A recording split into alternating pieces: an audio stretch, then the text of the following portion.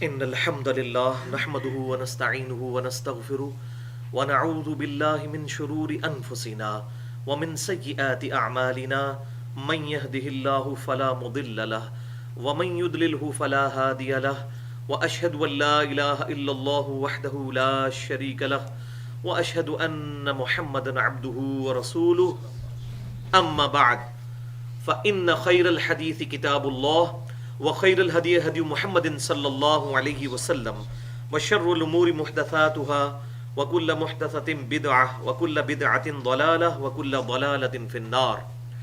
أعوذ بالله السميع العليم من الشيطان الرجيم من همزه ونفخه ونفثه. بسم الله الرحمن الرحيم.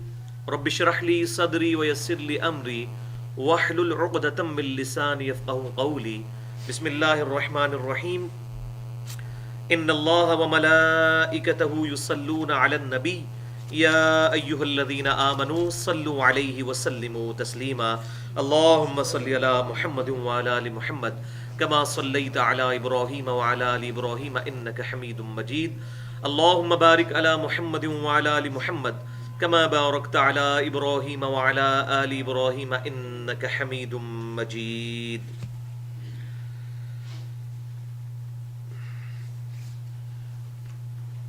آج قرآن کلاس نمبر 113 میں 7 دسمبر 2013 اور 3 اور 4 صفر 1435 ہجری کی درمیانی رات انشاءاللہ تعالی ہم سورۃ الاعراف کی آیت نمبر 37 سے شروع کریں گے. بسم اللہ الرحمن الرحیم.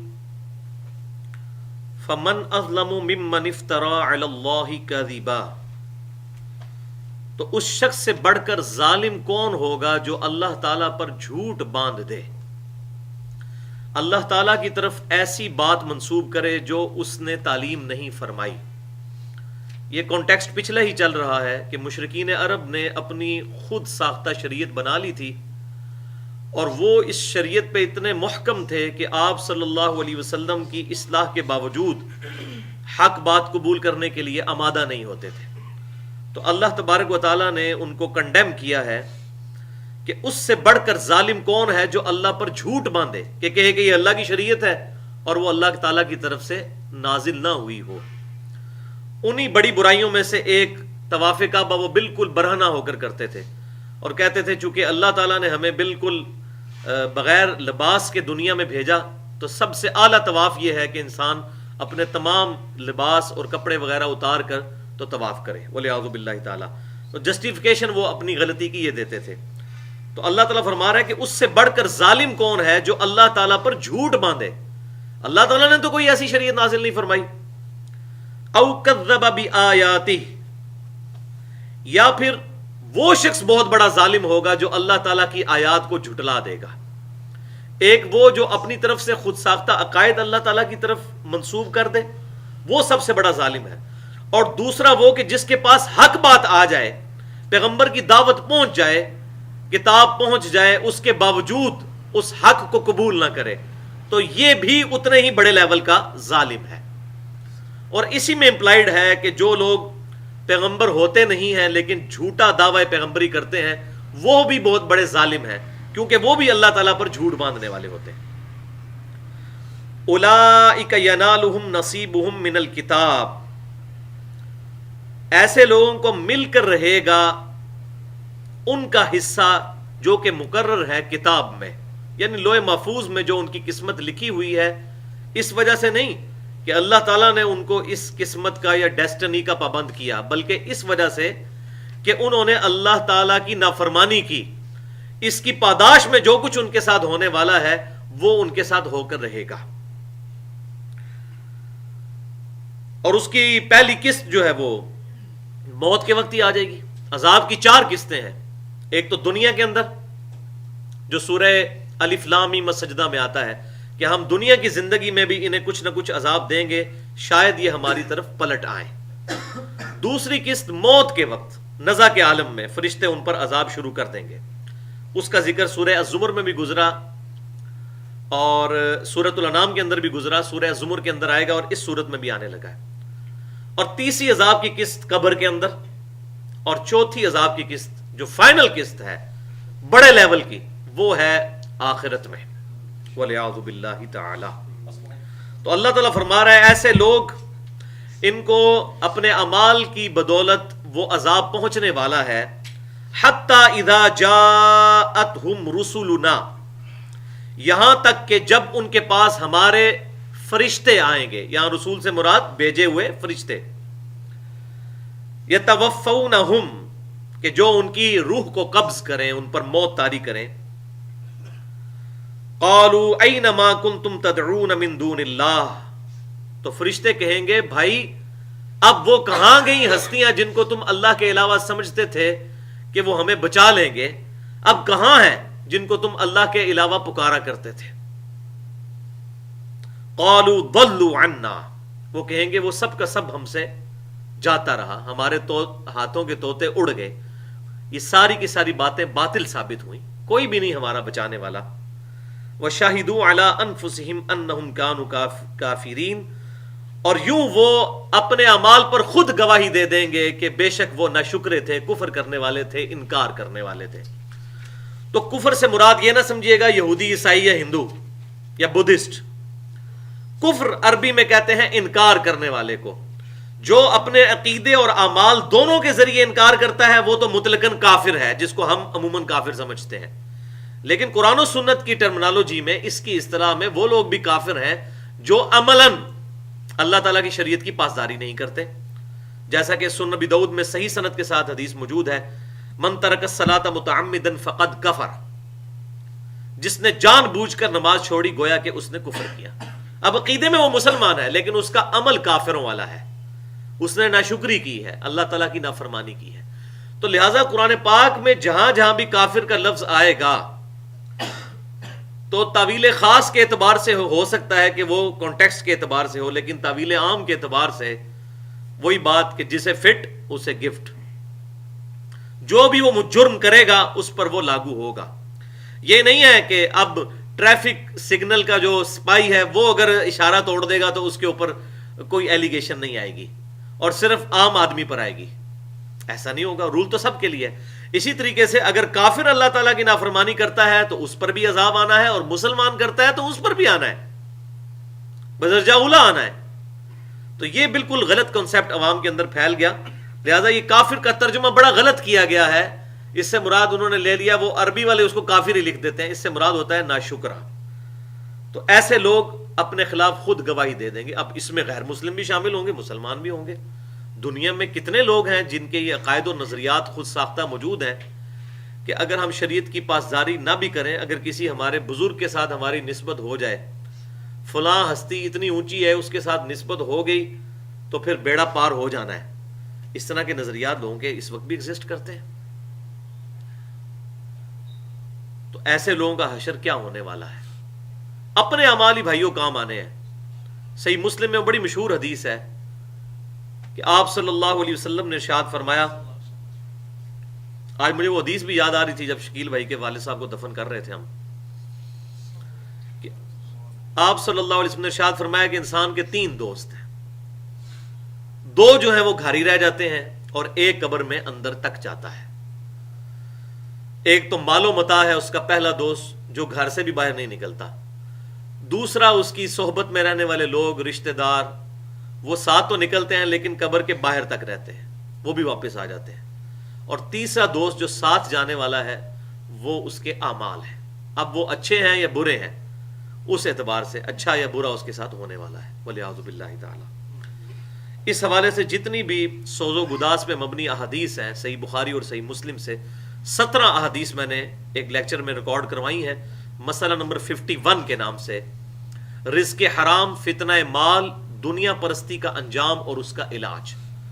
قرآن پاک سے بھی جتنی بھی اس فلسفے پر آیات تھیں وہ ساری ایک انٹلیکچوئل ترتیب کے ساتھ، پلس وہ 17 احادیث جو بخاری اور مسلم کی متفقن علیہ احادیث ہیں، اکثر ان میں سے وہ میں نے اس میں الحمدللہ بیان کی ہے۔ قَالَ ادْخُلُوا فِي أُمَمٍ قَدْ خَلَتْ مِن قَبْلِكُم مِّنَ الْجِنِّ وَالْإِنسِ۔ اب ان کا معاملہ حشر میں کیا ہونے والا ہے کہ اللہ تبارک و تعالیٰ ارشاد فرمائے گا، दाखिल हो जाओ उन उम्मतों में, उन ग्रोहों में जो गुजर चुकी तुमसे पहले, मिनल जिन्नि वल इंस फिन्नार, जिन्नों में से भी और इंसानों में से भी जो दोजख में पहुंच चुके हैं, अब तुम भी उनके साथ दोजख में चले जाओ। कुल्लमा दखलत उम्मतुन, जब कभी भी कोई नई उम्मत, नया ग्रोह दोजख में दाखिल किया जाएगा। ये बहुत इंपॉर्टेंट टॉपिक अब डिस्कस होने जा रहा है, बहुत इंपॉर्टेंट टॉपिक। जब कभी भी कोई ग्रोह दोजख में दाखिल किया जाएगा, कोई उम्मत दाखिल की जाएगी, कोई जमात दाखिल की जाएगी, लानत उख्तहा, तो वो अपने से जो पहले लोग गुजरे हुए होंगे, जो पहले ही दोजख में मौजूद होंगे, उन पर लानत कर रहे होंगे। क्यों? तो आगे आ जाएगी बात। हत्ता इज़ दारकू फीहा जमीआ, यहां तक कि सब के सब लोग जब दोजख में जमा हो जाएंगे, यानी अगली उम्मतें, अगले ग्रोह, अगले जितने उनके आबाओ अजदाद और बुजुर्ग थे, वो सब के सब दोजख में पहुंच गए, और उनके पीछे आने वाले भी दोजख में पहुंच गए। जाहिर है कि उन्हीं के पीछे चल रहे थे।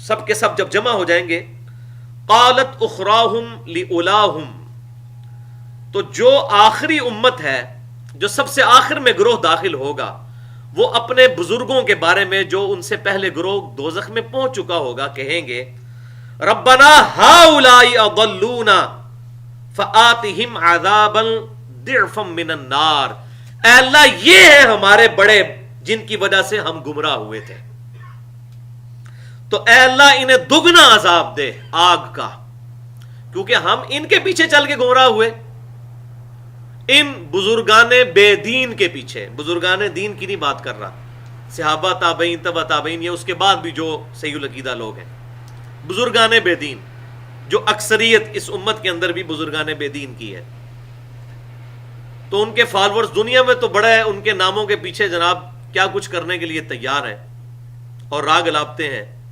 और अपना दम भरते हैं उनके नामों के साथ। लेकिन जब दोजख में पहुंच जाएंगे ना, तो उनको फिर पता चल जाएगा हम किन लोगों के साथ लगे रहे। तो कहेंगे अल्लाह हमारी इन बुजुर्गों पर, जो ये पहले हमसे ग्रोह दाखिल किए गए, इन पे दुगना अजाब भेज। क्यों?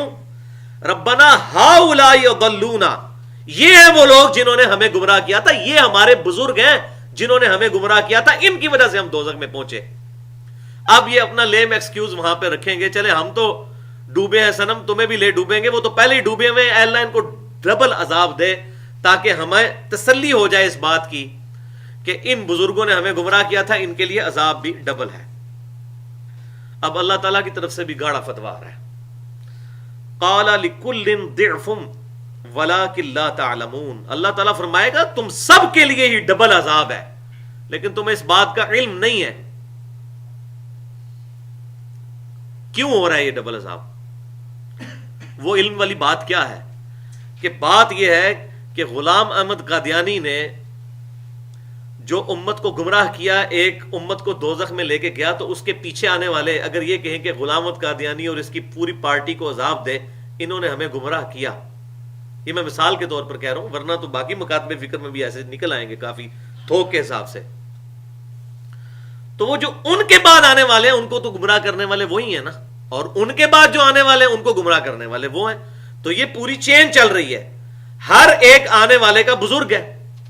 इस वक्त गुलाम अहमद कादियानी का पड़पोता मसनद पे बैठा हुआ है ना, तो उसका बुजुर्ग तो होगा उनका पोता, और उसका बुजुर्ग होगा उनका वालिद, और इस तरीके से पूरी चेन चलेगी। और बाकी मुकातबे फिक्र में भी आप देख लें, जिस तरीके से लोग पूरे सिलसिले दर सिलसिले बनाते जाते हैं और आगे फिरका दर फिरका उम्मत को डिवाइड किए जाते हैं। तो अल्लाह ताला फरमाएगा सबके लिए अजाब है, इसलिए दुगना अजाब है सबके लिए, कि अगर तुम्हारे बुजुर्गों ने तुम्हें गुमराह किया तो तुमने भी तो आने वालों को गुमराह किया, तुम भी तो उनके बुजुर्ग हो, हर बुजुर्ग के ऊपर एक बुजुर्ग बैठा हुआ है। तो इस तरीके से पूरी चेन है। अब जब अल्लाह ताला की तरफ से ये अनाउंसमेंट होगी, तो वो जो बड़े बुजुर्ग होंगे ना, गुरु घंटार जो उनके हैं, बड़े जोगी, वो कहेंगे वकालत उलाहुमा लिउखराहुम, तो सबसे बड़े बुजुर्ग जो हैं वो बाद में आने वाले अपने बच्चों को कहेंगे, जो उनके फॉलोअर्स होंगे, फमा काना अलैकुम फमा काना लकुम अलैना मिन फضल, कि देखो तुम में हम पर कोई फजीलत हासिल ही नहीं हो सकी, तुम्हें भी डबल अजाब हो रहा है और हमें भी, और तुम चाहते थे हमें डबल हो, तो तुम्हें भी अल्लाह ने डबल दे दी है। ओथे भी छेड़नगे एक दूए नो, استغفر اللہ فذوقوا العذاب بما کنتم تکسبون، بس چکھو اس عذاب کو بدلے میں ان اعمال کے جو تم کیا کرتے تھے. یہ ہے کانٹے کی بات جو دوزخ میں جا کے ان کے بزرگوں کو بھی سمجھ آ جائے گی. وہ بزرگ کہیں گے کہ بھائی اگر ہماری وجہ سے تم کہہ رہے ہو کہ ہمیں ڈبل عذاب ہو تو یہ سارے اعمال تو تم نے خود کیے تھے، تمہیں نہیں اللہ نے عقل دی ہوئی تھی. وقالوا لو كنا نسمع ونعقل ما كنا في اصحاب السعير، اور دوست کی جب دوزخ میں پہنچیں گے تو کہیں گے کاش ہم دنیا میں بات سن لیتے اور اپنی عقل سے کام لے لیتے تو آج دوزخ میں نہ پہنچتے. تو اللہ تعالیٰ فرمائے گا فاعترفوا بذنبهم فسحقا لاصحاب السعير، پھٹکار ہو ان دوستیوں پر، انہوں نے اپنے اصلی جرم کا اعتراف کر لیا. فاعترفوا بذنبهم، اصلی جرم یہی ہے اپنی عقل اور کان ان چیزوں کو استعمال نہ کرنا. فسحقا لاصحاب السعير، تو پھٹکار ہو ان دوستیوں پر. والعیاذ باللہ تعالی. ان الذین کذبوا بآیاتنا، اچھا یہ جو ٹاپک آیا ہے نا بزرگ پرستی کا، اس حوالے سے قرآن پاک میں دو اور مقامات بھی بڑے اہم ہیں. ایک سورۃ الاحزاب کی آیت نمبر 66 سے لے کر 68 تک، اور پھر اس کا کلائمیکس ہے سورہ حمیم السجدہ کی آیت نمبر 29، جس میں دوست کی جب دوزخ میں پہنچیں گے تو کہیں گے اے اللہ جو ہمارے بزرگ تھے، چاہے وہ جنوں میں تھے یا انسانوں میں سے، جنہوں نے ہمیں گمراہ کیا، کیونکہ جنہوں نے بھی تو دوزخ میں جانا ہے، اے اللہ آج ہمارے بزرگوں کو ہمارے حوالے کر، ہم انہیں اپنے پاؤں کے نیچے روندیں گے کہ ان کی وجہ سے ہم گمراہ ہوئے. ادھر بزرگوں کے نام لیتے ہیں، وہاں کہیں گے ان کو ہمارے حوالے کر، ہم انہیں جوتیوں کے نیچے روندیں تاکہ یہ اسفل میں چلے جائیں. والعیاذ باللہ تعالی. تو آج ٹاپک نہیں ورنہ بات اور طرف نکل جائے گی. اس پہ میں آلریڈی 2 گھنٹے کی گفتگو کر چکا ہوں، مسئلہ نمبر 71A کے نام سے، بزرگوں کی اندھا دھند پیروی کا انجام اور اس کا علاج. ایکسکلوسیو الحمدللہ اسی ٹاپک پہ وہ لیکچر ہے. پورے قرآن پاک سے آیات جہاں جہاں اس ٹاپک پہ تھیں کہ بزرگ پرستی اصل میں جرم ہے جس کی وجہ سے قومیں دوزخ تک پہنچیں گی، اس میں نے الحمدللہ ڈیٹیل کے ساتھ اور اس کا علاج بھی تجویز کیا ہے. قرآن ہی نے ساتھ علاج بتا دیا کہ کتاب اللہ اور آپ صلی اللہ علیہ وسلم کی تعلیمات کو پکڑ لو، اس کے اندر ہے کامیابی. ان الذین کذبوا بآیاتنا، بے شک وہ لوگ جنہوں نے ہماری آیات کو جھٹلا دیا. اب جھٹلانا بھی 2 طرح کا ہوگا، ایک تو ہے کہ ان کو اللہ کی آیات نہ ماننا، اور دوسرا یہ کہ آیت تو ماننا لیکن اپنی مرضی کرنا، پریکٹیکلی نہ ماننا. وَاسْتَكْبَرُوا عَنْهَا، اور ان آیات سے تکبر کیا. لَا تُفَتَّحُ لَهُمْ أَبْوَابُ السَّمَاءِ وَلَا يَدْخُلُونَ الْجَنَّةَ، تو ان کے لیے نہ تو آسمانوں کے دروازے کھولے جائیں گے اور نہ ہی ان کو جنت میں داخل کیا جائے گا. حَتَّى يَلِجَ الْجَمَلُ فِي سَمِّ الْخِيَاطِ، یہاں تک کہ اونٹ سوئی کے ناکے سے گزر جائے. یہ عرب کا محاورہ تھا، اللہ تعالیٰ کے لیے تو ناممکن نہیں ہے اونٹ کو سوئی کے ناکے میں سے گزارنا، لیکن لوگوں کے اعتبار سے یہ عرب کا محاورہ استعمال کیا گیا کہ جس طرح یہ اتنی موٹی بات ہے کہ نہ تو اتنی بڑی سوئی ہوتی ہے کہ جس کے اندر سے اونٹ گزر جائے، اور نہ اونٹ اتنا چھوٹا ہو سکتا ہے کہ سوئی کے ناکے سے گزر جائے. یہ جتنی امپاسبل بات ہے فزیکل فینومینا آف نیچر کے تحت، اتنی یہ امپاسبل بات ہے کہ جنہوں نے اللہ کی آیات کو جھٹلایا اور اس سے تکبر کیا کہ وہ جنت میں پہنچ جائیں اور آسمانوں کے دروازے ان کے لیے کھولے جائیں، کیونکہ جنت تو اوپر ہے. والعیاذ باللہ تعالی. اب یہاں پہ تکبر کی ڈیفینیشن بھی کتاب و سنت میں جو آئی ہے، اس حوالے سے ایک حدیث زبردست اس کو ایکسپلور کرتی ہے. صحیح مسلم کی حدیث ہے. آپ صلی اللہ علیہ وآلہ وسلم نے ارشاد فرمایا، تکبر یہ نہیں ہے کہ تم اچھا لباس پہنو اور اچھے دکھو، یہ تکبر نہیں ہے. اللہ خوبصورت ہے اور خوبصورتی کو پسند فرماتا ہے. یہ بھی ساتھ آپ صلی اللہ علیہ وسلم نے بات ارشاد فرمائی. اور پھر فرمایا تکبر یہ ہے کہ تم دوسروں کو حقیر سمجھو اور حق بات سے اناد کر لو. دل گواہی دے دے کہ یہ بات حق ہے، لیکن اکڑ میں آ جاؤ. اکڑ یہی ہے نا کہ بات نہیں مانی. اب ایک بندے کو صحیح بخاری اور صحیح مسلم سے نماز کا طریقہ کھول کر بتا دیا جائے کہ بھائی یہ وہ طریقہ ہے جو صحیح سند کے ساتھ آپ صلی اللہ علیہ وسلم کا ہماری اہل سنت کی کتابوں میں موجود ہے، بلکہ سیم طریقہ اہل تشیع کی کتابوں میں موجود ہے، پھر بھی وہ اکڑ کرے اور سنت کے مطابق نماز نہ پڑھے اور کہ ہم تو فلاں بزرگ کے پیچھے چلنے والے ہیں، ہم تو فلاں کے ساتھ اٹیچ ہیں، تو یہی تو بزرگ پرستی ہے. اور قرآن پاک میں یہاں تک آیا کہ جو اچھے بزرگ ہوں گے جن کی طرف لوگوں نے غلط باتیں منسوب کی ہوں گی وہ قیامت والے دن خود انکار کر دیں گے, اے اللہ یہ ہمارے فالوور نہیں تھے, انہوں نے خام خواہ ہمارا نام استعمال کیا. یہ بھی ہو سکتا ہے کیس. عیسیٰ علیہ السلام کہیں گے, اب عیسیٰ علیہ السلام تو وجیہن فی الدنیا والآخرہ ہے, لیکن 1.75 بلین کرسچنز, 2.25 ارب اس وقت روئے ارض پہ جو نصارہ ہیں, سو کالڈ عیسائی, عیسیٰ علیہ السلام کے بارے میں جو غلط عقائد وہ پروپیگیٹ کیے ہوئے ہیں, تو عیسیٰ علیہ السلام کا تو کوئی قصور نہیں ہے, تو وہ ان سے اعلان برات کر دیں گے قیامت والے دن. تو اللہ تعالیٰ فرما رہے ہیں ایسے لوگ جو تکبر کرنے والے ہیں, حق بات سے اناد کرنے والے ہیں. آپ دیکھ لیں یہ بھی کانٹیکسٹ یہی بتا رہا ہے کہ جنہوں نے ہماری آیات کو جھٹلایا وہ ہے تکبر کرنے والے. کہ ایک بندے کو بتایا کتاب اللہ میں یہ بات لکھی ہوئی ہے کہ بھئی ایاک نعبد و ایاک نستعین, اے اللہ ہم صرف تیری عبادت کریں گے اور غائب میں مدد کے لیے دعا کے لیے صرف تجھی کو پکاریں گے. اب اس کو یہ سنا رہے ہیں, آگے سے وہ ہمیں سنا رہا ہے, سن فریاد پیراں دیا پیرا, میری فریاد سنی کن تھر کے ہو, بیڑا میرا وچ کھپراں دے جتھے مچ بھی نہ بیندے ڈردے ہو. ہم اس کو قرآن بتا رہے ہیں, وہ آگے سے ہمیں شعر سنا رہے ہیں. تو ڈینائی کرنے والا ہے نا, آیات کو جھٹلانے والا ہے. جو ڈیفینیٹ چیز ہمارے پاس ہے وہی کتاب اللہ ہے. یہی حجۃ الوداع پر آپ صلی اللہ علیہ وسلم نے امت کو دی, یہی آپ صلی اللہ علیہ وسلم نے غدیر خم پر دی, یہی آپ صلی اللہ علیہ وسلم کا وصی ہے. اور پوری زندگی آپ صلی اللہ علیہ وسلم جب بھی خطبہ دیتے ہیں, اما بعد فإن خیر الحدیث کتاب اللہ, آگاہ ہو جاؤ کہ سب سے بہترین بات جو ہے کلام وہ اللہ کی کتاب ہے, وخیر الہدی ہدی محمد صلی اللہ علیہ وسلم, اور ہدایت یافتہ راستہ محمد صلی اللہ علیہ وسلم کا ہے. سیدھی سیدھی بات ہے, یہ کوئی راکٹ سائنس نہیں جو سمجھ نہ آئے کسی کو. وَكَذَلِكَ نَجْزِي الْمُجْرِمِينَ, تو اسی طریقے سے ہم بدلہ دیتے ہیں اور دیں گے مجرموں کو. لَهُم مِّن جَهَنَّمَ مِهَادٌ وَمِن فَوْقِهِمْ غَوَاشٍ وَالْعِيَاذُ بِاللَّهِ, ان کے لیے دوزخ میں ہوگا آگ کا بچھونا اور آگ ہی کا اوڑھنا. وَكَذَلِكَ نَجْزِي الظَّالِمِينَ, اور اسی طریقے سے ہم بدلہ دیا کرتے ہیں ظالموں کو. ظالم, اصل ظالم یہ لوگ ہیں جنہوں نے حق بات قبول نہیں کی. عربی میں ظالم کہتے ہی اس کو ہے جو کسی شے کو اصل مقام سے ہٹا کر کسی اور جگہ پر رکھتے. اسی لیے شرک کرنا بھی ظلم قرار دیا گیا.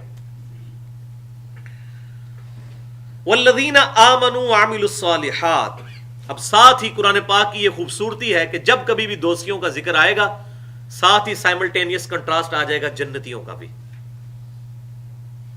یہ قرآن پاک کا اسلوب ہے. دوستیوں کا ذکر ہے, ساتھ ہی اللہ تعالیٰ نے دوسرے لوگوں کا بھی ذکر کر دیا کہ وہ لوگ کہ جو ایمان لے کر آئے اور انہوں نے نیک اعمال اختیار کیے.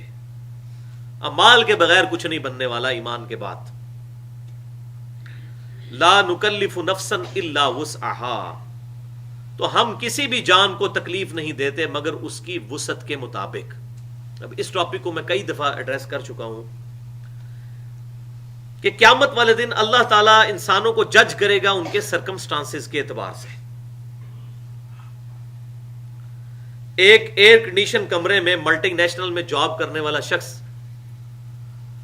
جس کو 1 سے لے کر 2 بجے تک نماز کا وقفہ ہوتا ہے اور کھانے کا, اور وہ اپنے اے سی والے کمرے سے اٹھ کر اس کے ساتھ ہی اے سی والے پریئر ہال میں جہاں ایئر کنڈیشننگ کا انتظام موجود ہے جماعت کے ساتھ نماز نہیں پڑھ سکتا اور نماز کو ڈیلے کرتا رہتا ہے, یا آخری وقت میں جا کے پڑھتا ہے, یا قضا ہی کر دیتا ہے, چھوڑ دیتا ہے, اس کا حساب. اور وہ شخص جو پورا دن اسی گرمی میں سڑک کے کنارے کھدائی میں وقت گزارتا ہے, پورا دن پسینے میں وہ شرابور رہتا ہے, ان دونوں کا حساب برابر نہیں ہونے والا. اس کا جماعت کا نماز کے ساتھ نہ پڑھنا, جماعت کو چھوڑ دینا, اور اس شخص کا جماعت کو چھوڑ دینا جو اتنی تکلیف کی زندگی گزار رہا ہے, یہ برابر نہیں ہو سکتے. اور نہ اس کا جماعت سے نماز پڑھنا اس کے جماعت سے نماز پڑھنا برابر ہو سکتے. اسی لیے قیامت والے دن نیکیاں گنی نہیں جائیں گی, تولی جائیں گی. قرآن پاک میں جہاں کہیں بھی نیکیوں کا اور برائیوں کا ذکر آتا ہے تو تولنے کا ذکر آتا ہے. ہو سکتا ہے کہ ایک ملٹی نیشنل میں جاب کرنے والے کی 5 نمازیں 500 نمازیں ہوں اور ایک مزدوری کرنے والے کی 5 نمازیں اس سے بازی لے جائیں, کیونکہ اس کو جو حالات دیے گئے تھے اس میں وہ اتنا ہی کر سکتا تھا کہ بمشکل جا کے نماز پڑھ لے، اور اس کو حالات ایسے دیے گئے تھے کہ یہ مسجد کی پہلی صف میں بھی نماز پڑھ سکتا تھا۔ تو یہ وہ بات ہے، لا نکلف نفسا الا وسعها، اللہ تعالیٰ کو کسی جان کو نہیں آزماتا مگر اس کی وسعت کے مطابق، اتنا ہی اس پر بار ڈالتا ہے۔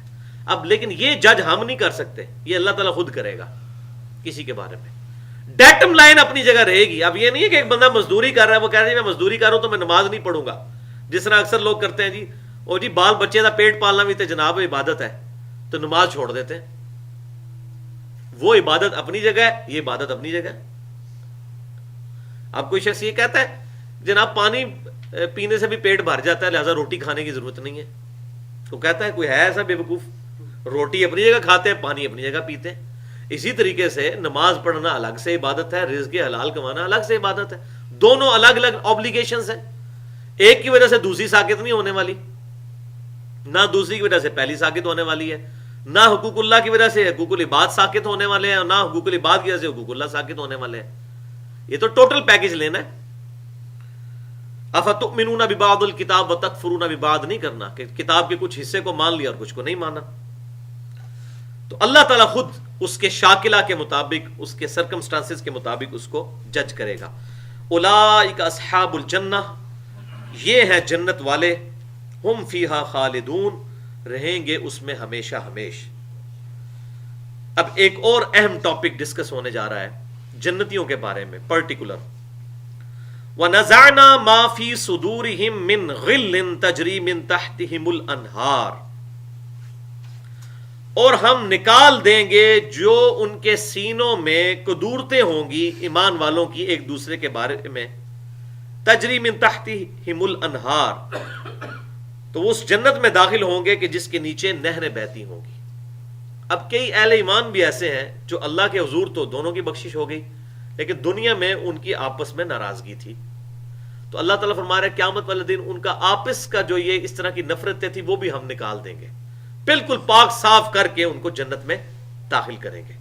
کیونکہ ظاہر ہے کہ جب بندہ دونوں ہی جنت میں داخل ہو گئے پھر تو کنکھیوں سے ایک دوسرے کو دیکھیں گے، دشمنی تو ختم ہونے والی نہیں ہے۔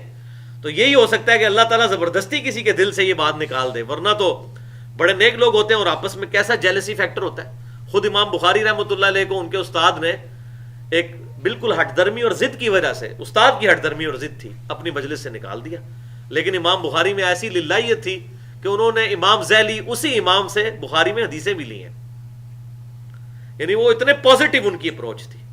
بعد میں امت کو پتہ چل گیا کہ کون بندہ اس معاملے میں حق پہ تھا۔ آج امت کا وہی عقیدہ ہے جو امام بخاری کا ہے قرآن پاک کے بارے میں۔ وہ امام ذیلی کہتے تھے کہ یہ قرآن جو ہم خود چھاپتے ہیں یا یہ جو قرآن پاک کی جو سیاہی اس پہ موجود ہوتی ہے یہ بھی غیر مخلوق ہے۔ تو امام بخاری رحمہ اللہ کا یہ موقف تھا کہ قرآن تو غیر مخلوق ہے، لیکن اس کے صفات، اس کی جلد اور اس پہ جو ہم انک سے ہم لکھتے ہیں وہ تو ہماری تخلیق ہوتی ہے، وہ مخلوق ہے، اور بالکل لاجیکل بات ہے۔ لیکن وہ غلو کرتے تھے اس مسئلے میں، وہ کہتے تھے نہیں۔ لیکن آج امت کا یہی عقیدہ ہے کہ قرآن پاک جو ہم چھاپ رہے ہوتے ہیں، جو لکھا گیا، جو اللہ کی طرف سے نازل ہوا، وہ تو غیر مخلوق ہے، لیکن جو اس کی انک ہے، جو لکھنے والا کاتب ہے، وہ اس کے ہاتھ کی لکھائی ہے، وہ تو مخلوق ہے، ظاہر ہے وہ خود لکھ رہا ہے۔ ہاں وہ اصل قرآن تو اللہ کے پاس لوح محفوظ میں موجود ہے۔ تو امام بخاری کا یہ عقیدہ تھا، آج امت کا وہی عقیدہ ہے۔ تمام اہل سنت کے تمام گروہ، حنفی، شافعی، مالکی، حنبلی، اہل حدیث، سب کے سب، ایون اہل تشیع کا یہی عقیدہ ہے۔ لیکن امام بخاری کی للہیت تھی، وہ اسی استاد سے احادیث لے کر آئے، اور اسی امام ذیلی نے کہا کہ جو امام بخاری کے مسلک پہ ہے وہ وہاں سے اٹھ جائے۔ تو امام مسلم بھی وہاں پر بیٹھے ہوئے تھے، امام مسلم بھی اس مجلس سے اٹھ گئے، کیونکہ امام مسلم امام بخاری کے شاگرد بھی تھے اور ان کے شاگرد بھی تھے۔ لیکن امام مسلم نے یہ انصاف کیا کہ انہوں نے کہا نہ میں امام بخاری سے کوئی حدیث لوں گا اور نہ امام ذیلی سے کوئی حدیث لوں گا، تاکہ میں دونوں استادوں کو ایک لیول پہ رکھوں۔ یہ الحمدللہ انہوں نے ایکٹ کیا۔ یہی وجہ ہے کہ صحیح مسلم میں امام بخاری سے کوئی حدیث روایت نہیں ہے۔ یہ بعض اہل بدعت اعتراض کرتے ہیں کہ جی وہ امام بخاری سے حدیثیں امام مسلم نے کیوں نہیں لی، تو اس کے پیچھے وجہ یہ تھی، ورنہ امام مسلم نے تو ٹوٹلی صحیح بخاری کو دیکھ کر ہی اپنی کتاب لکھی ہے، اسی کو انہوں نے رول ماڈل بنایا اپنے لیے۔ تو بہرحال اب اس طرح کی قدورتیں جو اہل ایمان کے درمیان آ جاتی ہیں، اور یہی ٹاپک سورۃ الحجر کی آیت نمبر 47 پہ بھی آیا ہے انہی الفاظ کے ساتھ، اور اس کے آگے الفاظ ہیں کہ پھر ایمان والے تکیوں پر آمنے سامنے بیٹھے ہوئے ہوں گے. آمنے سامنے. اب آمنے سامنے بندہ اسی وقت بیٹھ سکتا ہے جب آپس میں ایک دوسرے سے جیلسی فیکٹر نہ ہو. اور وہ جو سورۃ الحجر کی آیت نمبر 47 ہے، اس کے کانٹیکسٹ میں سیدنا و مولانا مولا علی رضی اللہ تعالیٰ عنہ، مولا کا مطلب دلی محبوب، من کنت مولاہ فہذا علی مولا، جو حدیث متواترہ ہے جامعہ ترمذی کی. تو مولا علی رضی اللہ تعالیٰ عنہ کا قول صحیح سند کے ساتھ فضائل صحابہ، امام احمد بن حنبل رحمۃ اللہ علیہ کی کتاب ہے، اس میں موجود ہے کہ وہ آیت سورۃ الحجر کی پڑھا کرتے تھے، یہی وَنَزَعْنَا مَا فِي صُدُورِهِم مِّن غِلٍّ، اور کہتے تھے کہ یہ آیت میرے، عثمان، طلحہ اور زبیر کے بارے میں ہے. میں اللہ سے امید کرتا ہوں کہ قیامت والے دن اللہ تعالی ہمارے دلوں میں جو آپس میں ایک دوسرے کے بارے میں کچھ چیزیں آ گئیں تو اللہ تعالی ہمارے دلوں سے یہ چیزیں دور کر دے گا. یعنی پرٹیکولرلی اصحاب جمل کے بارے میں انہوں نے یہ بات کی. اصحاب صفین کے بارے میں ان کا یہ موقف نہیں تھا. اس معاملے میں سیدنا علی بہت سخت تھے، اور ظاہر ہے کہ اسلامی نظام کو نقصان پہنچا تھا. یہی وجہ ہے کہ المصنف ابن ابی شیبہ میں صحیح سند کے ساتھ انٹرنیشنل نمبرنگ کے مطابق 7050 نمبر حدیث موجود ہے. وہ تابعی کہتے ہیں کہ میں نے خود سیدنا علی کے پیچھے عشاء کی نماز میں قنوت نازلہ پڑھی، اور سیدنا علی رضی اللہ تعالیٰ عنہ نے 4 بندوں کا نام لے کر اللہ تعالیٰ کے حضور ان کے لیے بد دعا کی. اور دعا کیا کی؟ بد دعا کیا کی؟ اے اللہ معاویہ اور اس کے شیعہ کو تو پوچھ، اے اللہ عمر ابن عاص اور اس کے شیعہ کو تو پوچھ، اے اللہ ابو سلمہ اور اس کے شیعہ کو تو پوچھ، اور ابن قیس اور اس کے شیعہ کو تو پوچھ. یعنی ان شیعہ سے مراد گروہ، یہ پولیٹیکل ٹرم ہے، یہ شیعہ کوئی مذہبی ٹرم نہیں ہے، وہ رافضی ہیں. شیعان علی وہ تھے جیسے ہم بھی شیعان علی ہیں، اہل سنت شیعان علی ہیں، سیدنا علی کو حق پر ماننے والے، اپنی تمام جنگوں میں خلفائے راشدین میں ابو بکر، عمر، عثمان کے بعد 4تھے نمبر پر خلیفہ راشد ماننے والے. لیکن اصحاب جو جمل تھے ان کے بارے میں سیدنا علی نے کہا کہ میرے دل میں ایسی اگر کوئی بات ہے بھی ہے تو اللہ تعالیٰ دور کر دے گا. یہ میں نے اس لیے بیان کیا کہ میں ڈاکٹر اسرار صاحب کی وہ تفسیر سن رہا تھا، بیان القرآن، تو انہوں نے انجانے میں مطلب وہ یہ آیت پڑھ کے تو انہوں نے کہا کہ سیدنا علی نے کہا کہ میری یہ جو آیت ہے یہ میرے اور معاویہ کے بارے میں ہے. تو ایسا نہیں ہے، انہوں نے سیدنا طلحہ اور زبیر اور سیدنا عثمان غنی کا نام لیا تھا. سیدنا معاویہ رضی اللہ تعالیٰ کے بارے میں جو ان کا نظریہ تھا وہ میں نے بتا دیا کہ وہ قنوت نازلہ ان پر پڑھتے تھے. بہرحال جس کو ڈیٹیل چاہیے ہو تو 50 صحیح الاسناد احادیث کی روشنی میں میں نے ایک ریسرچ پیپر لکھا ہے، واقعہ کربلا کا حقیقی پس منظر 50 صحیح الاسناد احادیث کی روشنی میں، جو اہل سنت کی کتابوں سے ہیں، اکثر احادیث بخاری اور مسلم سے ہیں. تو یہ اس لیے میں نے کلیریفیکیشن دے دی کیونکہ سیدنا علی کے قول کو مس کوٹ کیا گیا تھا. تو ہم نکال لیں گے ان کے سینوں میں سے ایسی تمام قدورتیں، اور جنت میں وہ داخل ہوں گے ایسی جنتوں میں جن کے نیچے نہریں بہ رہی ہوں گی.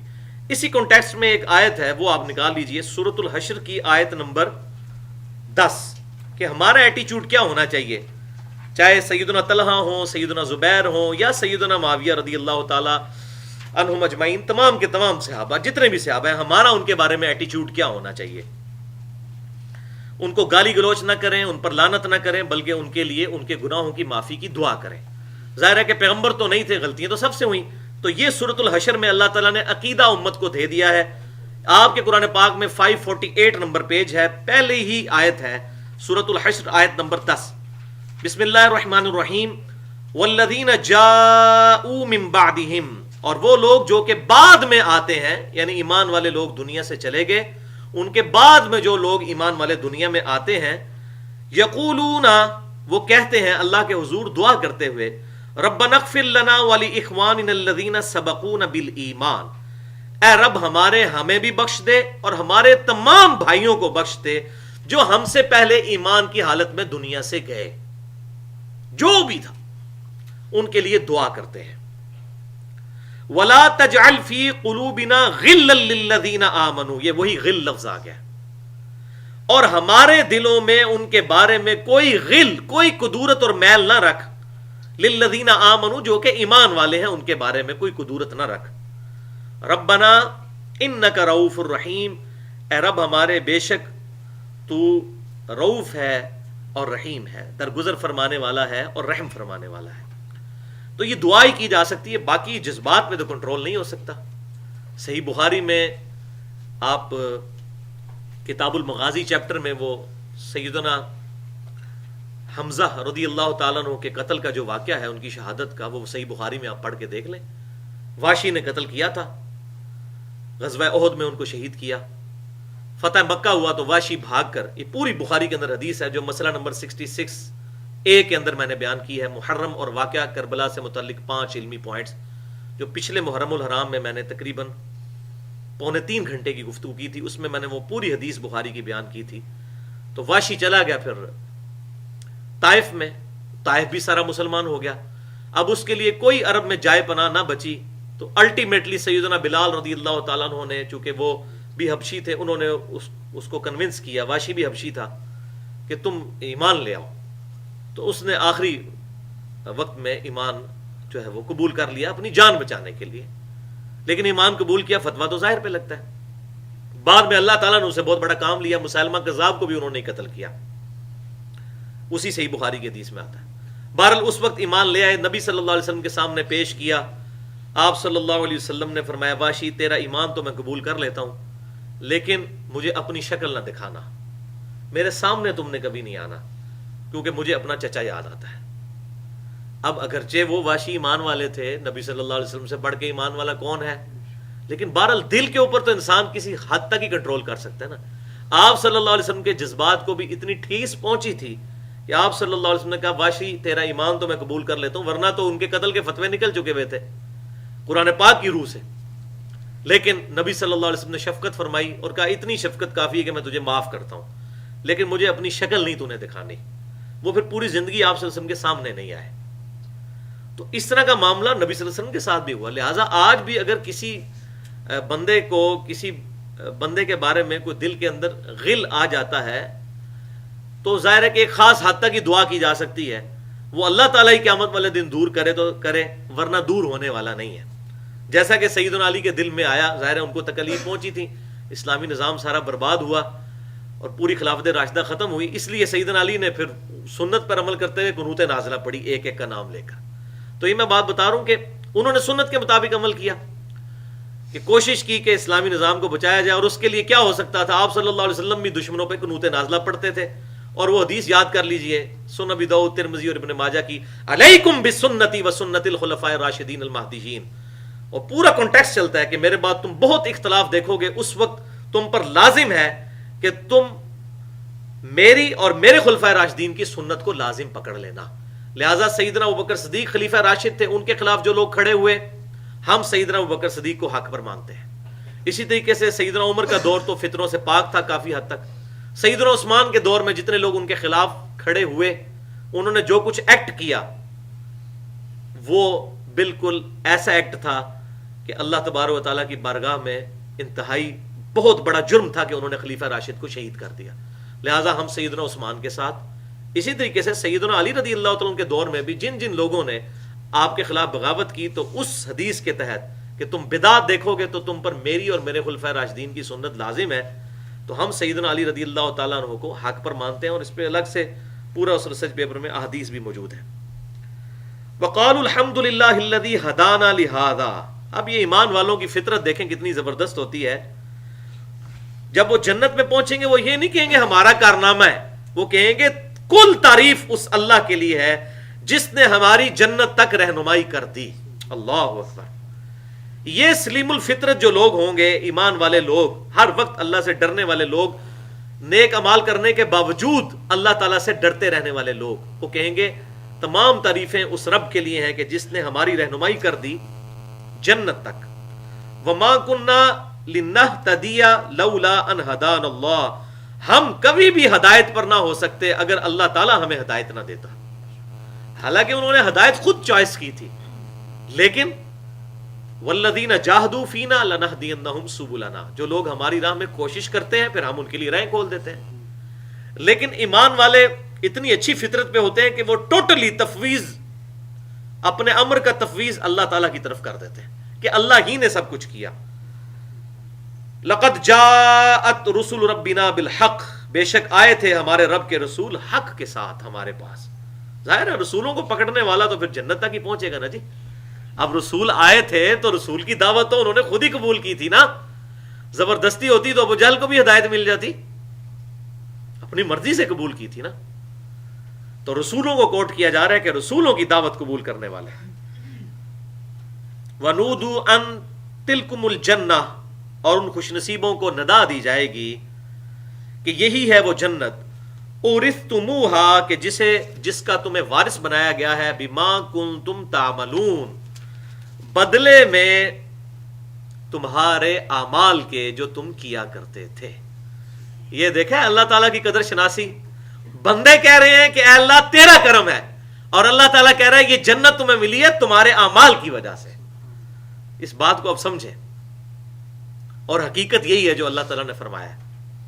وہ بندوں کی عاجزی ہے کہ وہ اپنی ہر نیکی کو اللہ کی طرف منسوب کرتے ہیں، لیکن حقیقت یہ ہے کہ ہمیں خود بھی پتا ہے. اور میں کہتا ہوں انسان کے پاس سب سے بڑا ایسٹ یہی ہے کہ ہم اپنی مرضی سے اپنے رب کو چوائس کرتے ہیں. اگر انسان اللہ تعالیٰ کو دنیا میں راضی کرنے میں کامیاب ہو جائے، اور اپنی کوئی راکٹ سائنس نہیں ہے، کوئی اتنا مشکل کام نہیں ہے، نہ کوئی کسی بزرگ کو ڈھونڈنے کی ضرورت ہے. خود کتاب و سنت کو پڑھیں اور نیک اعمال جو پتہ چلتے ہیں اختیار کرنا شروع کریں. میرے خیال ہے دنیا میں کوئی مسلمان نہیں جس کو یہ نہ پتا ہو کہ 5 وقت نماز پڑھنی ہے.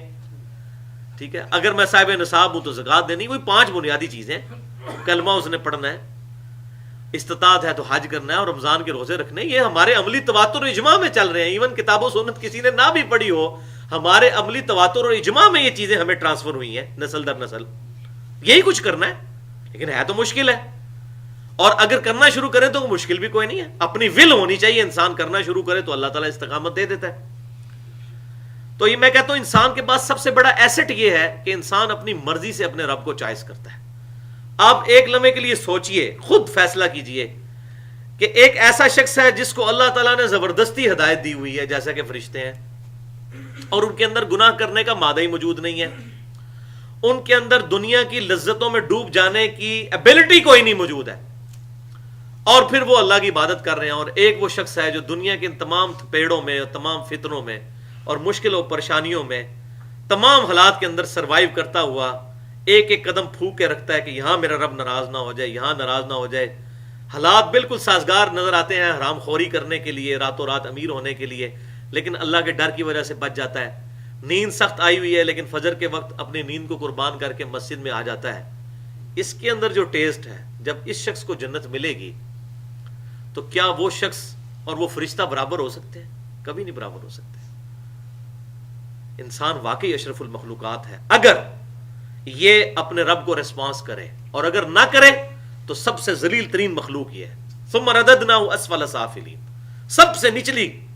لقد خلقنا الانسان فی احسن تقویم، احسن تقویم اللہ نے بنایا تھا، لیکن جب یہ برے اعمال اختیار کرتا ہے اور اپنی جو اللہ تبارک و تعالیٰ نے اسے جبلی ہدایت دی تھی، جو اس کے ساتھ روح اٹیچ کی تھی، خاص اپنی طرف سے امر، اس کو استعمال کر کے حق بات کو حاصل کرنے کے بعد عمل نہیں کرتا تو خود اپنے آپ کو ڈبوتا ہے.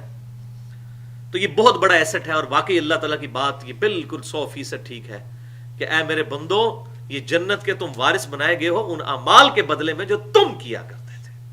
تم نے خود کیے اعمال. اللہ تعالیٰ قدر شناس ہے، الحمدللہ. وَنَادَى أَصْحَابُ الْجَنَّةِ أَصْحَابَ النَّارِ، اور آواز دیں گے جنتی لوگ دوزخیوں کو. اب یہ جنتی جنت میں پہنچ چکے، یہ ڈراپ سین ہو رہا ہے اب، اور دوزخی دوزخ میں پہنچ چکے ہیں. تو اب جنتی جو ہے وہ آواز دیں گے، دوزخیوں کو پکاریں گے، اور اللہ تعالیٰ ان کی آواز وہاں تک پہنچائے گا. دوزخیوں سے کہیں گے ان قد وجدنا ما وعدنا ربنا ما وعدنا ربنا حقا، بے شک ہم نے تو پا لیا اس وعدے کو سچا جو ہمارے رب نے دنیا میں ہم سے کیا تھا کہ بھئی نیک اعمال کرو گے، پیغمبروں کی پیروی کرو گے، کتاب کی پیروی کرو گے، سنت کی پیروی کرو گے تو قیامت والے دن میری رحمت کے مقام جنت میں داخل ہوگے. تو اہل جنت دوزخیوں کو پکار کے کہہ رہے ہوں گے ہمیں تو وہ وعدہ سچا مل گیا. اللہ اکبر. فَهَلْ وَجَدْتُمْ مَا وَعَدَ رَبُّكُمْ حَقًّا، کیا تم نے بھی اس وعدے کو سچا پا لیا جو تمہارے رب نے تم سے کیا تھا؟ کیا کہ میری نافرمانی کرو گے، میرے پیغمبروں کو جھٹلاؤ گے تو آگ تمہارا ٹھکانہ ہوگا. دنیا میں تو تم ایمان والوں کا ٹھٹا اڑایا کرتے تھے، ان کا مذاق اڑایا کرتے تھے. یہ فنیٹکس ہیں، پاگل ہیں، انہوں نے اپنی جوانی میں ہی اپنے آپ کو روگ لگا لیا، جوانی میں ہی داڑھی رکھ لی ہے. مسلمانوں کے اندر بھی ایسے لوگ ہیں جو اس بات کے اوپر بھی ٹونٹ کرتے ہیں، روگ لگا لیا اپنے آپ کو. تو یہ تو تعویل عام کے اعتبار سے. تعویل خاص کے اعتبار سے جو غیر مسلم جنہوں نے مسلمانوں کو ستایا ہوگا دنیا کے اندر، تو آپ دیکھیں نا سیدنا یاسر اور سمیہ، عمار ابن یاسر کی ماں باپ جو اسلام کے پہلے شہید ہیں، وہ نہیں پوچھیں گے؟ ان کو تو سکون ہی اسی وقت آئے گا جب مظلوم کو قیامت والے دن بدلہ دلایا جائے گا. اس چیز کا جو اس کو سکون ملنا ہے وہ جنت کا بھی نہیں ہے اس کے لیے. اسی لیے اللہ تبارک و تعالیٰ نے دوزخ رکھی ہے تاکہ ایمان والوں کے دلوں کو ٹھنڈک پہنچائے ان کے دشمنوں کو دوزخ میں پھینک کے. تو کیا حضرت یاسر اور سمیہ نہیں پوچھیں گے ہاں بھئی ابو جہل تو نے اتنے ظالمانہ طریقے سے ہم دونوں کو شہید کیا، میاں بیوی کو اسلام لانے کی پیدائش میں، تو ہمارے رب نے تو ہمیں وعدہ کیا تھا جنت، دیکھو ہمیں تو مل چکی، اور ان کو تو الحمدللہ مرتے ہی مل چکی ہے. صحیح مسلم کی حدیث ہے کہ جو شخص مر گیا اس کی مرتے ہی قیامت قائم ہوگی، وہ جنت میں داخل ہو گیا مرتے ہی جنت میں. قبر بھی جنت کے باغوں میں سے ایک باغ ہے، یہ دوزخ کے گڑھوں میں سے ایک گڑھ ہے. تو وہ جنتی پھر دوستیوں سے پوچھیں گے کہ ہمارے رب نے جو ہم سے وعدہ کیا تھا وہ ہمیں تو مل گیا، تمہارے رب نے جو تم سے وعدہ کیا تھا تمہیں مل گیا، یعنی دوزخ. قالوا نعم، وہ کہیں گے ہاں ہمیں بھی وہ کچھ مل گیا جو ہمیں کہا گیا تھا. فأذن مؤذن بینہم اللعنۃ اللہ علی الظالمین، بس اسی دوران ایک پکارنے والا پکارے گا وہاں پر کہ لعنت ہو ظالموں پر اللہ تعالیٰ کی.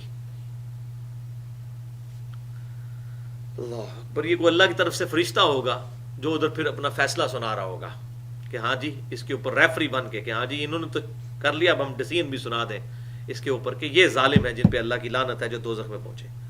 اور کون سے ظالم؟ الذین یصدون عن سبیل اللہ، ظالم وہ ہیں جو کہ اللہ کے راستے سے روکتے ہیں، دنیا میں روکا کرتے تھے. وَيَبْغُونَهَا عِوَجًا، اور اللہ کے صراط مستقیم میں ٹیڑھ پن کو تلاش کرتے تھے، مذاق اڑایا کرتے تھے شریعت کا. وَهُمْ بِالْآخِرَةِ كَافِرُونَ، اور وہ آخرت کا انکار کیا کرتے تھے. وَلِعَاذُ بِاللَّهِ تَعَالَى. اور معذرت کے ساتھ اس وقت ہمارا جو میڈیا ہے وہ بھی یہی کام کر رہا ہے، شریعت کا مذاق اڑا رہے ہیں. آپ دیکھیں یہ پچھلے دنوں جب یہ سلسلہ چل رہا ہے طالبان کے ساتھ مذاکرات کا، پولیٹیکل ہمارے سارے لوگ اکٹھے ہوئے کہ جی ان کے ساتھ مذاکرات کرنے چاہیے. اب حق پہ کون باطل پہ کون یہ الگ سے ایک بحث ہے. بہرحال اس پہ پوری قوم نے، پاکستانی قوم نے کنسنسس کیا کہ ان کے ساتھ ڈسکشن ہونی چاہیے. تو بس صرف اتنی بات آئی تو جن لوگوں کے دلوں میں پلیدی تھی نا اور اسلام کی دشمنی تھی، جس طرح انسان کو جب ہاضمہ خراب ہو جائے نا تو انسان کو وامٹنگ اور الٹیاں شروع ہو جاتی ہیں، انہوں نے میڈیا پہ آگے الٹیاں کرنی شروع کر دی. اور تقریباً تمام جتنے اینکر پرسن ہیں وہ ٹی وی پہ آ کے یہ کہہ رہے ہیں کہ یار آپ طالبان سے مذاکرات کرنے جا رہے ہو، اگر انہوں نے کہہ دیا شریعت نافذ کرو تو پھر آپ کیا کرو گے؟ استغفر اللہ. تو بولی یعنی کہ وہ شریعت نہیں نافذ کروانا چاہتے. تو آپ دیکھیں کہ وہ انہوں نے شریعت نافذ کروانی تھی یا نہیں کروانی تھی وہ تو الگ بات. ان کے جو خبث باطن ہے، جو چھپا ہوا اندر کا خناس ہے، وہ سامنے آ گیا کہ اگر انہوں نے شریعت ڈیمانڈ کر دی تو پھر کیا کرو گے؟ یعنی اس کا مطلب ہے یہ اللہ کی شریعت میں ٹیڑھ پن تلاش کرتے ہیں. کیا یہ اسلام کے ماننے والے نہیں؟ میرا خیال ہے اتنا جملہ بولنے کے بعد کوئی مسلمان نہیں رہ جاتا. قانونی طور پہ وہ اس کا نام بے شک محمد عبداللہ ہو اور باپ کا نام جو ہے وہ محمد عبد الرحمن ہو، وہ ہوتا ہو، لیکن اسلام کا اس طریقے سے شریعت کا مذاق اڑانا. حالانکہ اس چیز کو تو چھوڑ دیں، شریعت ڈیمانڈ کریں اس کو تو چھوڑ ہی دیں. اگر صرف وہ پاکستان کا جو 73 کا آئین ہے نا اس کی شکیں سامنے رکھ دیں نا، جو ابھی یہ ایک تو بہت شک مشہور ہوگی ہے 62-63 کہ صادق اور امین اس قسم کے لوگ جو ہیں وہ حکمرانی میں آنے چاہیے، تو وہ اسلامی شریعت کو تو چھوڑ دیں. اگر وہ صرف یہ مطالبہ کر دینا کہ آئین کی جو شکیں ہیں نا ان پر عمل درآمد ہم چاہتے ہیں اس ملک کے اندر، پھر بھی ان کا خبث باطن سامنے آ جائے گا. یہ کہیں گے جی آئین میں بھی تبدیلی کریں. ان کا آج بس چلے تو قرارداد مقاصد کو ختم کر دیں. جس کے بعد مولانا مودودی رحمہ اللہ نے بہت پیارا جملہ بولا تھا جب قرارداد مقاصد پاس ہوئی تو مولانا مودودی نے کہا تھا کہ اب ہماری ریاست نے کلمہ پڑھ لیا ہے، جس میں یہ طے پا گیا تھا کہ اقتدار اعلیٰ کا مالک جو ہے وہ صرف اللہ تعالیٰ ہے. جو ہمیں شروع سے مطالعہ پاکستان میں اور بشرطیہ علوم میں پڑھایا جاتا تھا بس وہ پڑھایا ہی گیا ہے، پریکٹیکلی نظر نہیں آتا، اور اس کا عذاب بھی ہم بھگت رہے ہیں اس قوم کے اوپر. دنیا میں 2 اسٹیٹس ایسی ہیں جو نظریاتی ہیں، ایک اسرائیل ہے اور دوسری پاکستان ہے.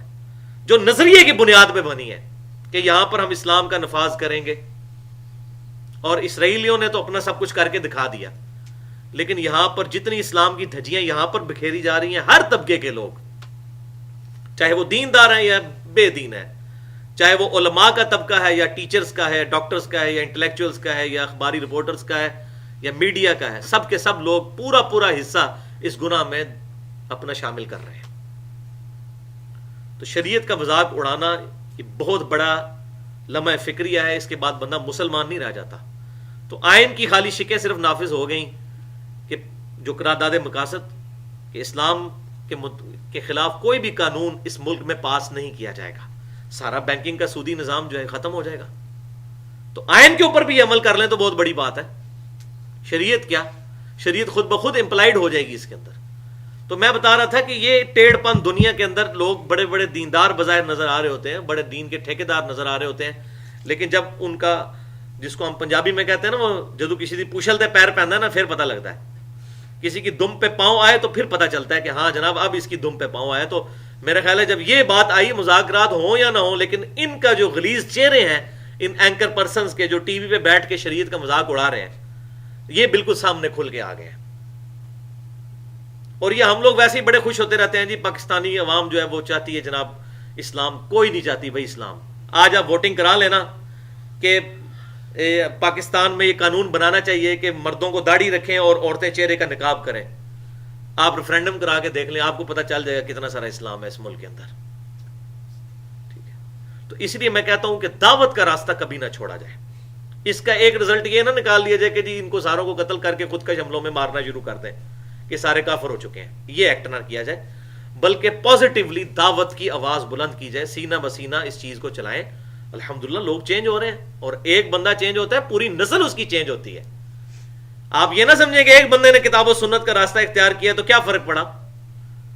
صحیح بخاری میں حدیث ہے قیامت والے دن کئی انبیاء اس حال میں آئیں گے، کسی کے ساتھ 5 امتی، کسی کے ساتھ 4 امتی، کسی کے ساتھ 3، کسی کے ساتھ 2، کسی کے ساتھ 1، کسی کے ساتھ ایک بھی نہیں ہوگا جو اس پیغمبر پر ایمان لایا ہو، وَلِعَاذُ بِاللَّهِ تعالی۔ تو کیا وہ معاذ اللہ استغفر اللہ انبیاء کرام ناکام ہو گئے؟ نہیں، کامیاب ہے۔ اللہ کے حضور کوانٹٹی تو اتھارٹی نہیں ہے، کسی کا تعداد میں زیادہ ہونا تو اللہ کے حضور قبولیت کی دلیل نہیں ہے۔ ورنہ ابراہیم علیہ السلام پہ سوائے ان کی بیوی بچوں اور ایک لوط علیہ السلام، سورہ عنکبوت پڑھ کے دیکھ لیں، ایک لوط ان پر ایمان لے کر آئے، کوئی بھی ایمان نہیں لے کے آیا۔ لوط علیہ السلام 2 بیٹیاں ایمان لے کر آئے، اپنی بیوی بھی ان کی مومنہ نہیں تھی، کافرہ تھی۔ تو کیا لوط علیہ السلام ناکام ہو گئے؟ نوح علیہ السلام 950 سال تبلیغ کرنے کے بعد صرف 78 لوگ ایمان لے کر آئے، کیا نوح علیہ السلام ناکام ہو گئے؟ تو کامیابی یا ناکامی کا معیار کوانٹٹی نہیں ہے، quality is authority, quantity is not authority یا اتھینٹسٹی۔ اسلام بلیو کرتا ہے کہ حق پر ہوں، چاہے اکیلا ہی کوئی بندہ ہو، اللہ تبارک و تعالیٰ کو بہت پسند ہے۔ آپ دیکھیں پورے قرآن پاک میں اللہ تعالیٰ نے بار بار ابراہیم علیہ السلام کا ذکر کیا ہے، اور اس کا کلائمیکس یہاں تک آیا کہ اللہ تعالیٰ نے فرما دیا کہ ہمارے نبی صلی اللہ علیہ وسلم کو کہ ابراہیم علیہ السلام کی زندگی میں آپ کے لیے نمونہ ہے، آپ ابراہیم کو فالو کریں، اور ہمارا دین اسلام دین ابراہیمی ہے۔ بل ملت ابراہیم حنیفا مسلما وما کان من المشرکین۔ اے نبی صلی اللہ علیہ وسلم آپ فرما دیجئے بلکہ میں تو ابراہیم علیہ السلام کی ملت کی پیروی کرنے والا ہوں جو مشرک نہیں تھے۔ تو بندہ حیران ہوتا ہے، پتہ نہیں ابراہیم علیہ السلام نے کون سا کارنامہ کیا، کتنے کروڑوں اربوں لوگوں کو انہوں نے جو ہے وہ مسلمان کیا ہے؟ کوئی نہیں۔ ایک لوط علیہ السلام، 2 بیویاں اور 2 بچے، دیٹس آل، یہ ٹوٹل ہے۔ یہاں تک کہ قرآن کو یہ بات کرنی پڑی اس معاملے کو کھولنے کے لیے۔ سورۃ النحل کی آیت نمبر ہے 120، 14ویں پارے کا آخری صفحہ۔ یہ رکوع ہے ہی ابراہیم علیہ السلام کے بارے میں۔ آپ کے قرآن پاک میں 282 نمبر پیج نکال لیجئے، سورۃ النحل آیت نمبر 120۔ بسم اللہ الرحمن الرحیم، تیسری لائن ہے، ان ابراہیم کان امۃ قانتا للہ حنیفا۔ بے شک ابراہیم علیہ السلام اکیلے ہی پوری امت تھے، اللہ کے فرما بردار اور سب سے ٹوٹ کر اپنے رب کے ہو جانے والے۔ حنیفہ، یہ امام ابو حنیفہ والا حنیفہ نہیں ہے، اس کے آگے وہ تے آتی ہے، یہ الف والا حنیفہ ہے، سب سے ٹوٹ کر ایک رب کا ہو جانے والا۔ اس حوالے سے ہم حنیفی ہیں، حنفی نہیں، حنیفی، مسلمان حنیفی ہیں۔ بل ملت ابراہیم حنیفہ، بے شک ابراہیم اکیلا ہی پوری امت تھا۔ اللہ تعالیٰ کہہ رہے ہیں وہ ایک ہی پوری امت، پوری جماعت تھا۔ اس ایک کا ایمان اتنے بڑے لیول کا ایمان تھا، کسی نے بات قبول کی نہ کی، اللہ تعالیٰ کو ایک ہی پیارا ہے۔ عیسیٰ علیہ السلام دیکھ رہے ہیں، اللہ تعالیٰ فرماتا ہے وجیہن فی الدنیا والآخرہ، دنیا اور آخرت میں وجاہت والا بندہ ہے ہمارا عیسیٰ۔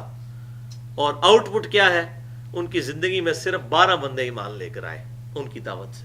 ان میں سے بھی ایک یہودا تھا جس نے مخبری کر کے عیسیٰ علیہ السلام کو پکڑوانے کی کوشش کی، تو اللہ تعالیٰ نے زندہ اٹھا لیا، جو مسئلہ نمبر 12 میں نے ڈیٹیل سے بتایا ہے، حیات مسیح اور نزول مسیح علیہ السلام۔ اور ابراہیم علیہ السلام کو اللہ تعالیٰ کہہ رہا ہے اکیلا ابراہیم پوری امت تھا۔ اللہ اکبر۔ وَلَمْ يَكُ مِنَ الْمُشْرِكِينَ، اور وہ مشرکوں میں شامل نہیں تھے، سب سے ٹوٹ کر ایک اللہ کے ہو گئے تھے۔ اور اکیلا آپ دیکھ لیں، اکیلے ہی تھے نا۔ قرآن پاک میں وہ جو واقعہ آتا ہے کہ جب وہ ان کی قوم میلے پہ چلی گئی تو انہوں نے اکیلے نے سارے بت توڑ دیے، اکیلے ہی تھے بیچارے، اکیلے تھے۔ شاکر لِأَنْعُمِهِ، وہ شکر گزار تھے ان نعمتوں پر جو اللہ تعالیٰ نے ان کو دی تھی، آزمائشوں کے باوجود اللہ کا شکر کرنے والے تھے۔ اجتباہ وہداہ الی صراط مستقیم، ہم نے انہیں چن لیا تھا اور ہدایت دے دی تھی سیدھے راستے کی طرف، وہ ہمارے چنے ہوئے بندے تھے۔ وآتیناہ فی الدنیا حسنہ، اور دنیا میں بھی ہم نے ان کو بھلائی عطا کی تھی۔ وانہ فی الآخرۃ لمن الصالحین، اور بے شک وہ آخرت میں بھی ہمارے صالحین بندوں میں سے ہوں گے۔ اللہ اکبر، چنے ہوئے بندے، یار اندازہ کرو، آؤٹ پٹ کوئی نہیں ہے جو ہم سوچتے ہیں، کوانٹیٹیو آؤٹ پٹ کوئی نہیں ہے۔ تو یہ میں بتا رہا ہوں کہ دعوت دیں، چاہے ایک بندے تک بھی قرآن کی دعوت پہنچتی ہے، اس کو ہدایت مل گئی۔ تو آپ دیکھ لیں، صحیح بخاری اور مسلم کی متفق علیہ حدیث ہے، سیدنا علی کو جب آپ صلی اللہ علیہ وسلم نے غزوہ خیبر کے موقع پر بھیجا یہودیوں سے قتال کے لیے، اس وقت بھی کہا کہ علی سب سے پہلے دعوت پیش کرنا، اگر تیری دعوت سے ایک بندے نے بھی حق قبول کر لیا تیرے لیے سرخ اونٹوں سے بہتر ہے۔ یعنی میدان جنگ میں بھی پہلے دعوت ہے، تو دعوت کا کام کبھی نہیں چھوڑنا چاہیے۔ اور اگلی آیت دیکھیں، ثم اوحینا الیک، اے محبوب صلی اللہ علیہ وسلم، پھر ابراہیم علیہ السلام کے بعد ہم نے آپ کی طرف وحی کی ہے، انتبع ملت ابراہیم حنیفا، کہ پیروی کیجئے ابراہیم علیہ السلام کی ملت کی، جو حنیفہ تھے، سب سے ٹوٹ کر ایک اللہ کے ہو جانے والے۔ وَاذْكُرِ اسْمَ رَبِّكَ وَتَبَتَّلْ إِلَيْهِ تَبْتِيلًا، اپنے رب کا نام لو اور سب سے ٹوٹ کر اس کے ہو جاؤ۔ وَمَا كَانَ مِنَ الْمُشْرِكِينَ، اور ابراہیم علیہ السلام مشرکین میں شامل نہیں تھے۔ اللہ اکبر۔ تو یہ بات ہے بھائیو، اللہ تعالیٰ کے حضور اس چیز کی اہمیت ہے کہ حق پرست چاہے تھوڑے بھی ہوں۔ سیدنا حسین رضی اللہ تعالیٰ عنہ کو دیکھ لیں، ان کے ساتھ تھوڑے سے لوگ ہی تھے، لیکن وہ حق کی جماعت تھی، مخالفین ہزاروں لاکھوں تھے لیکن وہ باطل تھے۔ تو حق پر چاہے تھوڑی سی بھی جماعت ہو، وہ اللہ تعالیٰ کو بڑی محبوب ہے، کیونکہ اللہ تبارک و تعالیٰ لوگوں کی عبادت سے، لوگوں کے یہ سارے کام کرنے سے بے پرواہ ہے۔ ہاں لیکن یہ ضرور ہے کہ اللہ تعالیٰ نافرمانیوں سے ناخوش اور فرما برداری سے خوش ہوتا ہے۔ یہ اکثر لوگ کہتے ہیں اللہ نو کوئی پرواہ نہیں، اللہ نو ساڈیاں نمازاں نہیں چاہیے، او بھائی اللہ نو نہیں چاہیے، تو انو تے چاہیے نے نا۔ اللہ کب کہہ رہا ہے مجھے نمازیں چاہیے، لیکن اللہ تعالیٰ کہہ رہا ہے کہ تجھے میری بارگاہ میں کامیابی کے لیے میری پیروی، میرے محبوب صلی اللہ علیہ وسلم کی پیروی کرنا اور میری اطاعت کرنا ضروری ہے۔ یہ تو کبھی کسی نے دعویٰ نہیں کیا کہ اللہ تعالیٰ نے کہیں قرآن پاک میں یا سنت میں کہیں یہ بات آئی ہو کہ اللہ تعالیٰ کو نمازیں چاہیے۔ اور یہ اکثر لوگ کہہ رہے ہوتے ہیں جی فرشتے بھی عبادت کے لیے بہت ہے، اللہ تعالیٰ کو فرشتوں کی عبادت کی بھی ضرورت نہیں ہے۔ ہاں اللہ نے ہمارا مقصد رکھا، وما خلقت الجن والانس الا لیعبدون، ہم نے جن اور انسانوں کو اپنی عبادت کے لیے پیدا کیا۔ عبادت سے مراد صرف نمازیں نہیں ہے، ٹوٹل اوبیڈینس، دین اور دنیا کے ہر شعبے میں ہر وقت اس چیز کو سامنے رکھنا کہ میرا رب مجھے دیکھ رہا ہے، اور اللہ تعالیٰ کی فرما برداری کرنا اور اس کے محبوب صلی اللہ علیہ وسلم کی سنت کی پیروی اختیار کرنا، یہ ہے عبادت۔ اور دل جمی کے ساتھ اللہ تعالیٰ کی اطاعت، اس کی محبت کے ساتھ، یہ ہے عبادت۔ اور محبوب صلی اللہ علیہ وسلم کی اطاعت ان کی محبت کے ساتھ یہ ہے اتباع رسول. اللہ تعالیٰ سے دعا ہے جو حق بات میں نے کہی ہمارے دلوں میں راسخ فرمائے. اگر جذبات میں میرے منہ سے کوئی غلط بات نکل گئی تو اللہ تعالیٰ ہمارے دلوں سے معاف کر دے. ہمیں کتاب و سنت کی تعلیمات کے مطابق عمل کرتے ہوئے دوسروں تک پہنچانے کی توفیق عطا فرمائے. سبحانک اللہم و بحمدک اشہد ان لا الہ الا انت استغفرک و اتوب الیک وما علینا الا البلاغ المبین.